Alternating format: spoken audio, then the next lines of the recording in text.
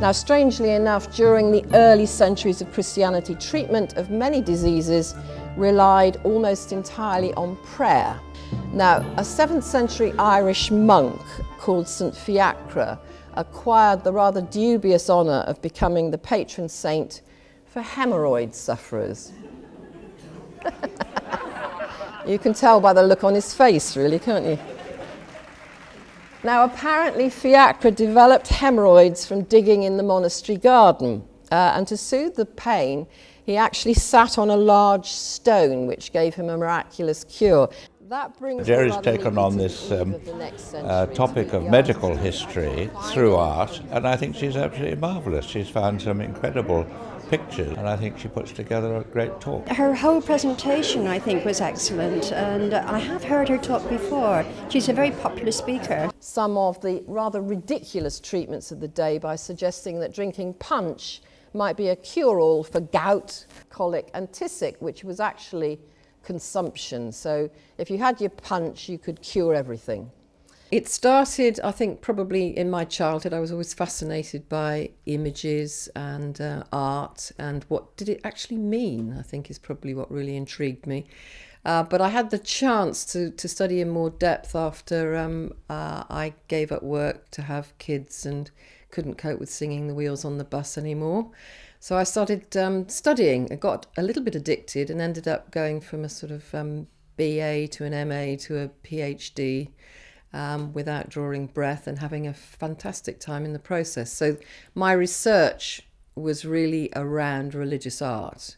But from that, it gave me a love of investigating things that people hadn't looked at before. So I staggered from the catacombs in Rome to 21st century Mexico, really looking at how religion has had an effect on the politics and the art of that country as well. I spent some time in Peru a few years ago, came up with some absolutely fantastic images of gun-toting angels, because in Peru they interpret the angelic host as being the army of God. So they have some amazing weapons, including huge, great arquebus, musket-type guns. So they paint their angels fully armed. Now, if you weren't dying from the plague or other assorted epidemics, then the odds are that you would probably have got caught up in one of the many wars that were being constantly waged across Europe at the time. And you may have suffered from one or other of a variety of horrific battlefield injuries. Now, this famous illustration was created as a guide for surgeons. I don't think anyone really did have quite that many different injuries, but it was a guide. It was something that was they could look at, and it could be one of the many wounds that they had to treat. I started lecturing first completely by chance. I was asked by Centre for Marian Studies in Cambridge to come and give a talk on the research I've been doing on the early iconography of Mary. And I had never lectured to anyone before, and I was absolutely terrified.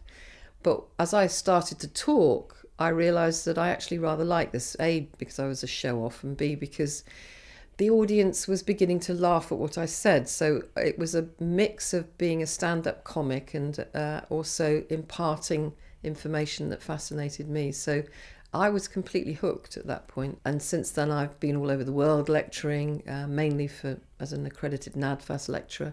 But I've also lectured in the British Museum, I've lectured at the Courtauld, I've lectured in other galleries around the country. Well, she has a touch. She has she captures the audience very early, and she doesn't tell, bawdy jokes.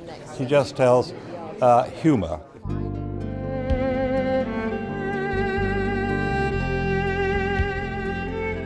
Well, here we are in St Eustatius Church in Tavistock, and it gives me a chance to tell you a little bit about this extraordinary William Morris window. Now, this is created by the designer William Morris, but actually designed by his good friend Edward Burne-Jones, who he ran the Morris Company with.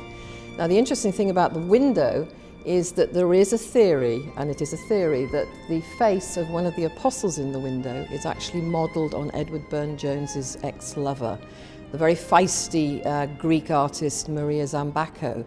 And Maria and Edward tried to run away together on several occasions, but Edward kept losing his nerve. There was a failed suicide pact, And in the end, he finally gave up his lover. And having given her up, he was haunted by her face and the guilt of the affair. And he included images of her in many of his paintings. And some suggest even in this image of St. Luke in the stained glass window.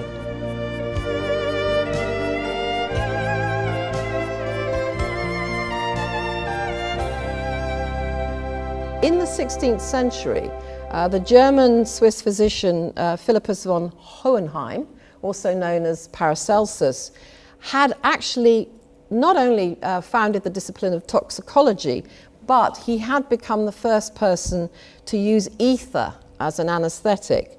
Now, it didn't catch on, and most operations continued to be performed using a variety of very toxic potions to knock out or to deaden the patient, as they called it. I mean, most of them would remain deadened because permanently, because they didn't recover from what they were given to make them go to sleep.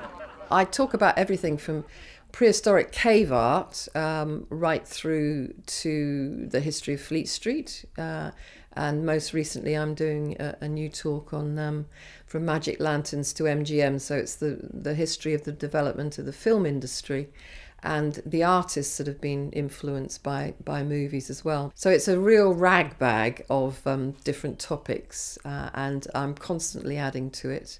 And of course the history of medicine in art, which is a bit of a gruesome variation, which usually ends up with at least one person passing out.